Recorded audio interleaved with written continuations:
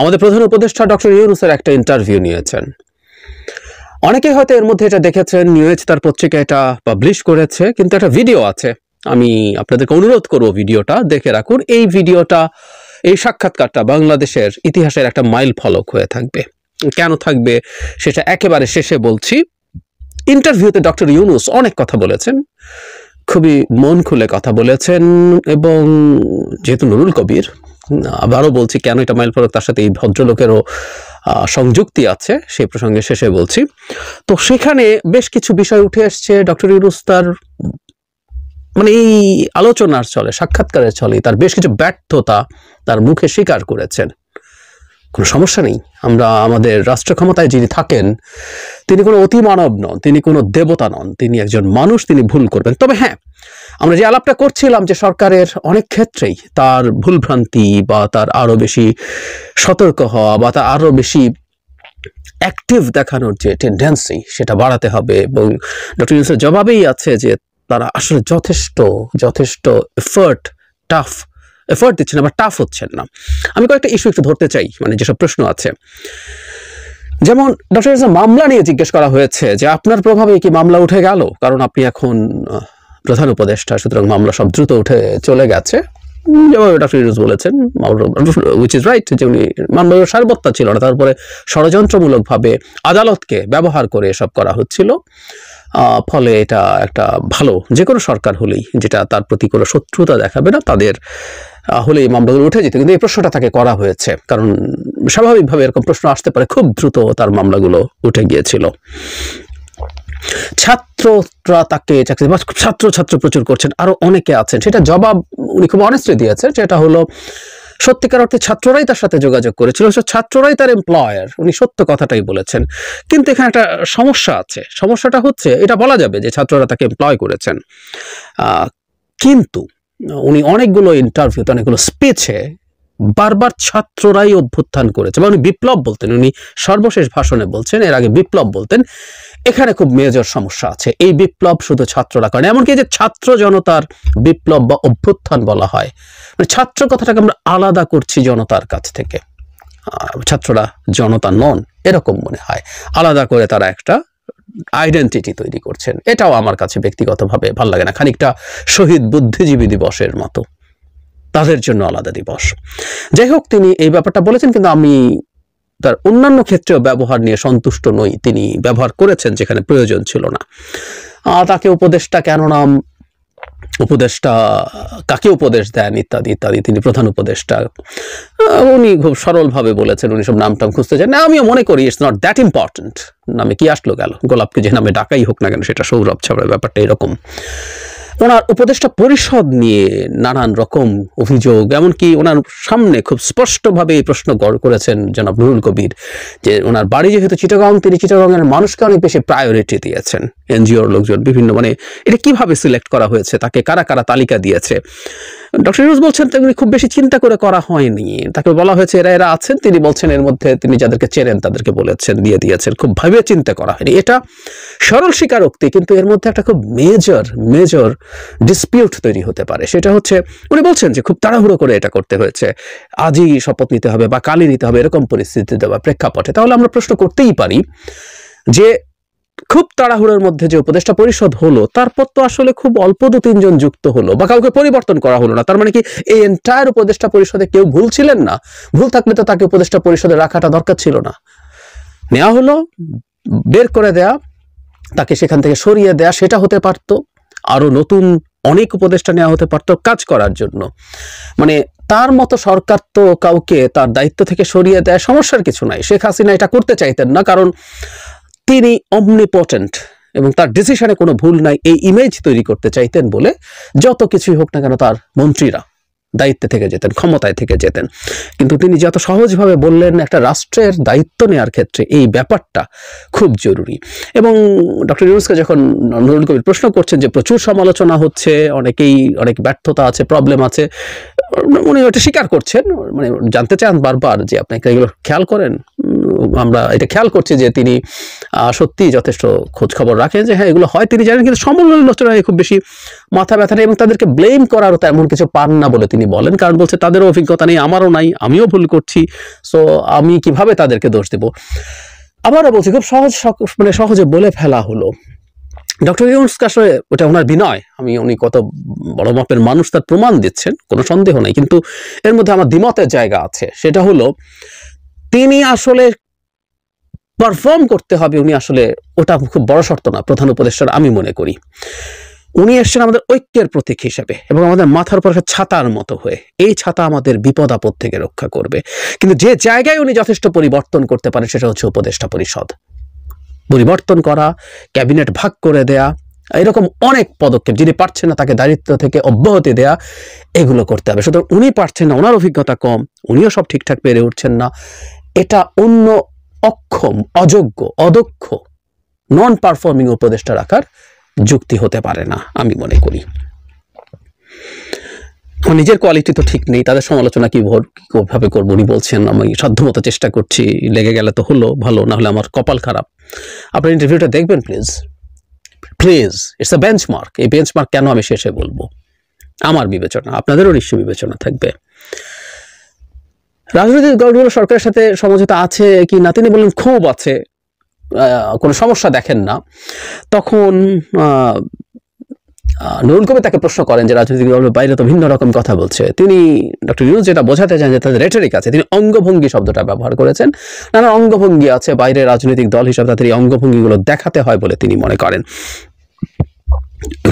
আমি বিশ্বাস করি সরলীকরণের দোষ আছে, প্রবলেমকে ইগনোর করে লাভ নেই। সরকারের সাথে রাজনৈতিক দলের দূরত্বের কথা বলেছে, সরকার তো আসলে খুব বেশি বসে না, এটা সত্য। এই সরকারের উচিত ছিল ফর্মালি আরো অনেক বেশি বসা, ইনফর্মালি হয়তো কিছু যোগাযোগ আছে, সেটাও যথেষ্ট আছে বলে মনে হয় না, কারণ পলিটিক্যাল পার্টিগুলো যে ধরনের আচরণ করে বা কথা বলে তাতে মনে হয় ফর্মালি আরো বেশি হওয়া উচিত। এবং সামনে এসে অনেক ভালো বলা ডাজন্ট নেসেসারিলি মিন যে তারা আসলে কনভিন্সড এবং তারা সরকারের সাথে খুবই ভালো ইন্টারাকশন বা র্যাপো অনুভব করে, আমি মনে করি না। এটাও তার একটা ভুল পারসেপশন বলে আমি মনে করি। নিহতদের টাকা পাওয়া নিয়ে বেশ চাপের মুখে ডক্টর ইউনূসকে ফেলেছেন জনাব নুরুল কবির, খুঁটিয়ে খুঁটিয়ে বারবার, আপনি কবে মনে করেন এটা হতে পারে, কেন হলো না, ইত্যাদি ইত্যাদি। তিনি যেটা বলেছেন এটা মূলত বিউরোক্রেসির প্রবলেম, এবং বিউরোক্রেসির প্রবলেমের কারণেই শেষ পর্যন্ত টাকা পৌঁছতে পারছে না, এটা দেরি হয়ে যাচ্ছে। এবং তিনি বিউরোক্রেসিকে দোষও দিতে চান না, উনি মনে করেন তাদেরও কিছু নিয়ম কানুন আছে যেটা আমরা হয়তো বুঝি না। আমি এটাকে খুব সফট বলে মনে করি। এই সফটনেস নিয়ে আসলে আমাদের সবসময় প্রশ্ন আছে, এই প্রশ্ন নুরুল কবিরও করেছেন, আমি আসছি সে কথায় পরে। আমি মনে করি বিউরোক্রেসিকে করতে হবে, এবং বিউরোক্রেটিক যেসব প্রসেস আছে সেগুলোকে শর্টেন করে তাদেরকে এটা করতে হবে, এবং অ্যাট এনি কস্ট এই টাকা পৌঁছে দিতে হবে।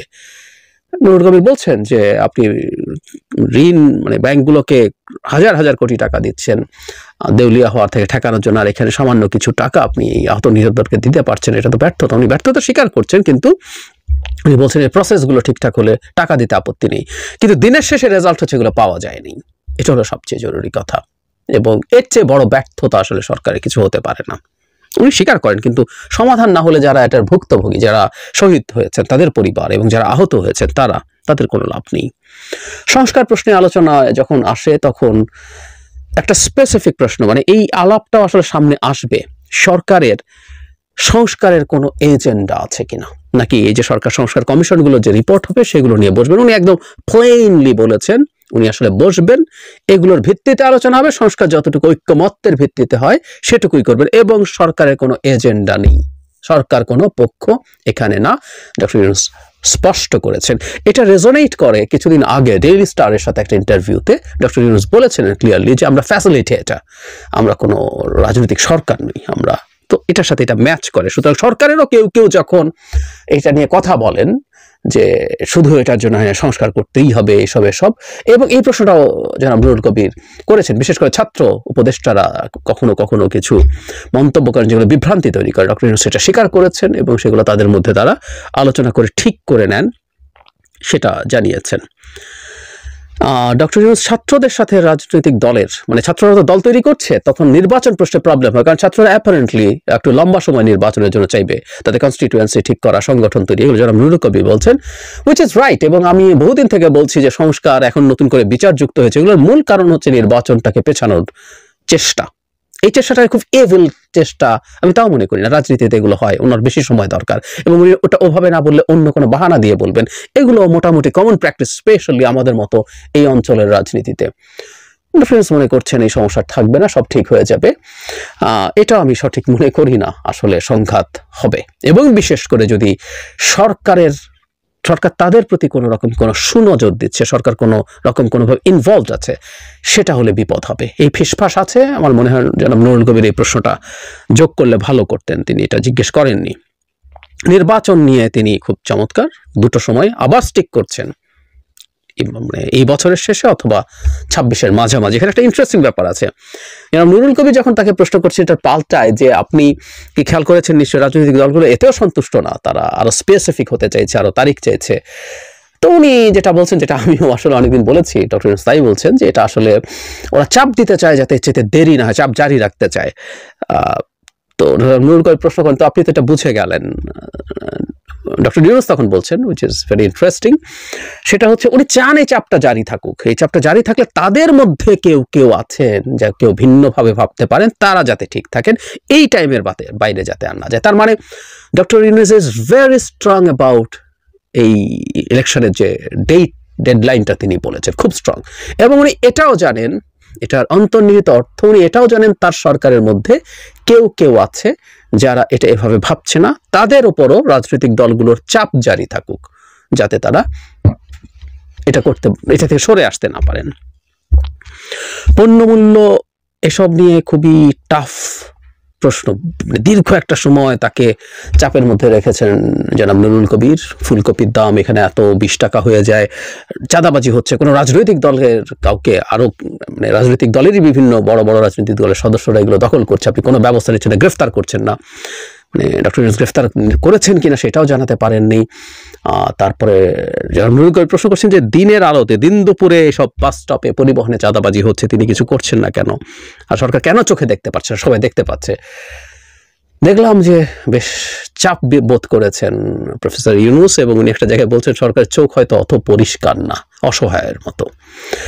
এই অসহায়ত্ব দেখার একটা সৌন্দর্য আছে। তিনি ফালতু কথা, মিথ্যা কথা বলেননি, স্বীকার করেছেন উনি পারছেন না, কিন্তু উনি পারছেন না যেটা আমাদের চর্মচক্ষে আমরা দেখছি প্রতিদিন, বিরাট ব্যর্থতা, যার মাসুল আসলে কোটি কোটি কোটি কোটি অভাবী মানুষ দিচ্ছে। এই ব্যর্থতাগুলো ভয়ঙ্কর, সরকারের কেয়ারফুল থাকা দরকার। এখানেই জনাব নুরুল কবির প্রশ্ন করছেন, আমিও বহু সময় বলেছি, আমরা অনেকেই বলছি, উনি বলছেন রাষ্ট্রের প্রয়োজনে কঠোর হতে হয়, কিন্তু আপনারা সুশীলতার অভিযোগ আছে, কঠোর হচ্ছেন না। আর ডক্টর স্বীকার করেছেন মানুষের মনে যতটুকু কঠোর হওয়া উচিত বলে মনে হয় ততটুকু তারা হতে পারেন নাই, কিন্তু তারা হবেন এরকম একটা ব্যাপার মনে করছেন। ভারত প্রসঙ্গ এসছে, সেসব নিয়ে কথা হয়েছে, তিনি ওই মিডিয়ার আলাপ, মোদি কি করেছেন এগুলো বলেছেন, এবং রাষ্ট্রীয় দিক থেকে তিনি কোনো প্রবলেম ফেস করেন না, এটা উনি বলেছেন। শেখ হাসিনাকে ফেরত চাওয়া নিয়ে যে প্রশ্ন, সেটার জবাব তিনি দেওয়ার চেষ্টা, আমি বলবো যে উনি এই জবাবটা খুব বেশি দ্রুত পাশ কাটাতে চেয়েছেন বা সরে যেতে চেয়েছেন, যা উনি জানেন না। কিন্তু নুরুল কবির লেগেছিলেন যে আচ্ছা কতদিন পর আপনারা আবার চিঠি দেবেন, কতদিনের মধ্যে জবাব এক্সপেক্ট করছেন। ডক্টর ইউনূস চেষ্টা করেছেন এই প্রশ্নটা থেকে সরে যেতে, কিন্তু তাকে ছাড়া হয়নি, এবং শেষ পর্যন্ত আসলে খুব ক্লিয়ার উত্তর আমরা পাইনি।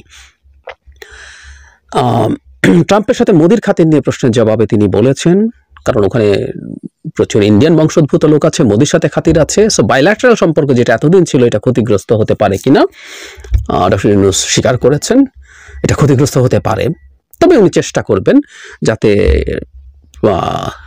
সম্পর্কটা ভালো হয়, এবং ক্ষতিগ্রস্ত হওয়ার নমুনাও দেখেছি উনি বলছেন। আমি ধারণা করি ট্রাম্পের যে এক্সেস স্ট্যাটাস, যেটাকে টুইটার বলি, বাংলাদেশের সকল হিন্দু নির্যাতন নিয়ে, কমিউনাল হিন্দু অ্যাটাক নিয়ে, মাইনরিটি অ্যাটাক নিয়ে ট্রাম্প তার নির্বাচনের আগে একটা টুইট করেছিলেন, সেটাই কি উনি সম্ভবত ইঙ্গিত করেছেন। বিদেশে পাচার হওয়া টাকা নিয়ে খুব চমৎকারভাবে তিনি বলেছেন কোনো মানে ফালতু প্রত্যাশা না, উনি ক্লিয়ারলি বলেছেন আমরা চেষ্টা করছি, এটা খুব জটিল কাজ, সাক্ষী বা সবকিছু পেলে সময় লাগবে বলছেন, এবং আমরা সব টাকা মানে একটা অংশ ফেরত আনতে পারবো। মানে একজন সৎ মানুষ কিভাবে সৎ কথা বলেন, যেটা উনি পারবেন না ফালতু কথা বলবেন না। কেউ কেউ বলবেন যে উনি তো রাজনীতি করবেন না তাই উনি এভাবে বলেন। আমি ব্যক্তিগতভাবে মনে করি বাংলাদেশের রাজনীতিতেও কেউ যদি এই ধরনের সৎ স্টেটমেন্ট আমি এতটুকু পারবো না, এটা আমার ভুল হয়েছে, আমি ওটুকু পারবো, এটা আমি পারি নাই। এই কথাগুলো বাংলাদেশের রাজনীতি করলেও কাজে লাগবে বলে আমি মনে করি। একটা কথা মনে রাখতে হবে, আমি সব কিছুতে পারঙ্গম, আমি সব কিছু করতে পারি, এগুলো আসলে একটা স্বৈরাচারী ব্যবস্থায় একজন ডিক্টেটরের ইমেজ তৈরির জন্য লাগে। একটা গণতান্ত্রিক ব্যবস্থায়, আমাদের গণতান্ত্রিক ব্যবস্থায় আমরা যাচ্ছি, সেখানে একজন মানুষ আসলে আমাদেরকে শাসন করে, কোনো অতিমানব শাসন করে না। স্বৈরাচারী ব্যবস্থায় একটা মানে অতিমানব শাসন করে, ফলে ওনার কোনো ভুল নাই। এমন করে ভুল করলে ওনাকে ভুল বোঝানো হচ্ছে, এভাবে হয়। কিন্তু গণতান্ত্রিক ব্যবস্থায় আমি একজন মানুষ, আমি কাজ করতে এসেছি, আমি আপনাদের সাথে করবো, আমি ভুল করবো, আমি ঠিক করবো, সবকিছু মিলেই চলবে। এটা আমি মনে করি ডক্টর ইউনূসের এটা খুব চমৎকারভাবে উনি করেছেন। আর দুটো পয়েন্ট বলে আমি আমার শেষ অংশে আসবো। এটা হচ্ছে, আমি একটু অবাক হয়েছি, ডক্টর ইউনূস যদি সেখানে তাকে জেলে নিত, আমার মনে হয় ওনার জেলে যাওয়া উচিত ছিল। আমি মনে করেছিলাম যে উনি জেলে যাওয়ার জন্যই প্রস্তুত আছে, কিন্তু ইন্টারভিউ শুরুতেই তিনি বলেন যে, নুরুল কবির যখন জিজ্ঞেস করছে আপনি জেলে যেতে পারতেন, তখন উনি বলছেন উনি দেখছিলেন কোন দেশ থেকে কোন দেশে যাওয়া যায় যাতে দেশে ফিরে যেতে না হয়। তার মানে মনে হচ্ছিল যে উনি দেশে ফিরতে চাইছেন না এবং উনি জেল অ্যাভয়েড করতে চাইছেন। যদি উনি বারবারই ফিরে এসে দেখা করেছেন, কোর্টে গেছেন, তাতে আমার মনে হয়েছিল হি ইজ রেডি। পরে অবশ্য বলেছেন উনি রেডিও ছিলেন। আরেকটা ব্যাপারে আমি এই পুরো ইন্টারভিউতে একটা জায়গায় ডক্টর ইউনূস আমি মনে করব যে তিনি আসলে ডজ করেছেন, সেইটাকে আসলে ঠিক জেনুইনলি যা হয়েছে সেটার বাইরে কথা বলেছেন। সেটা হলো ওনার রাজনৈতিক দল করা নিয়ে। উনি বলতে চেয়েছেন যে সবার চাপে উনি এটা করেছেন, ওনার খুব সিরিয়াস উদ্দেশ্য ছিল না, পরে উনি দেখলেন এটা সিরিয়াস হয়ে যাচ্ছে তাই সরে এসছে। অনেকক্ষণ ধরে উনি এটা ব্যাখ্যা করেছেন। আমরা যতদূর জানি ব্যাপারটা আসলে এই রকম নয়। উনি আসলে প্রত্যাশিত সাড়া পাননি, সেই সাড়া না পাওয়ার কারণে সরে এসছেন এবং একটা সময় দেখেছেন যারা তাকে এই জায়গায় এনেছে তারা আসলে তার সাথে নেই। হোয়াট এভার, এটা খুব মেজর ইস্যু না, কিন্তু মূল টেকঅ্যাওয়েটা কি, আমরা ডক্টর ইউনূসের স্পিচ যখন দেখেছি, ডক্টর ইউনূসের যখন স্পিচ যতবার দেখেছি আমি শেখ হাসিনার কথা আমার মাথায় এসছে, ওনার স্পিচ। আজ যখন জনাব নুরুল কবির, মানে এই ভদ্রলোক আমরা চিনি, যখন বাংলাদেশের টকশো শুরু হয়, আমরা অনেক ছোট তখন, যখন টকশো হতো, বাট পলিটিক্যালি আমরা কনসাস হতে শুরু করেছি, যে কজন মানুষের টকশো আমরা দেখার জন্য বসে থাকতাম, নুরুল কবির একজন। এবং এই মানুষটা কনসিস্টেন্টলি এস্টাবলিশমেন্টের বিরুদ্ধে কথা বলে গেছেন। এবং আমি একটা কথা যোগ করতে চাই, ১-১১ সময় যখন কেউ কথা বলছিল না, আমার স্পষ্ট মনে পড়ে যেন নুরুল কবির কথা বলছিলেন। একটা পর্যায়ে সম্ভবত আমি যত চ্যানেলগুলোর সাথে কথা বলেও শুনেছি, চ্যানেলগুলোকে চাপ দিয়ে তাকে আশা বন্ধ করে দেওয়া হয়েছিল, কিন্তু উনি সেই সময়ে কথা বলেছেন। সো সেই নুরুল কবির এসছেন এবং উনি ডক্টর ইউনূসকে এইরকম চাপে ফেলেছেন।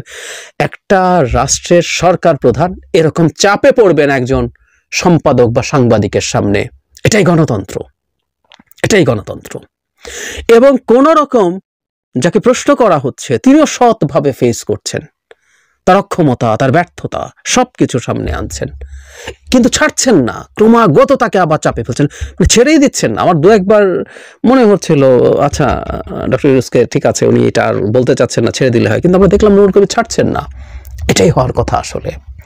মানে আমরা এই ইন্টারভিউটা যখন দেখব তখন শেখ হাসিনার আবার সংবাদ সম্মেলনকে একটু মাথায় যদি নেই, বাংলাদেশ অল্প দিনের মধ্যে কোথা থেকে কোথায় চলে আসলো। এই শেখ হাসিনা পতনের কয়েকদিন আগেই সাংবাদিকদের সাথে কথা, ওই যে চায়না থেকে যেখানে রাজাকারের বাচ্চা, যেখানে অনেকে কথা বলেছিল, ব্যবসায়ীরা গিয়ে কি কি করেছিল, সেই জায়গায় ডক্টর ইউনূসের এই ইন্টারভিউটা পাশাপাশি রাখি।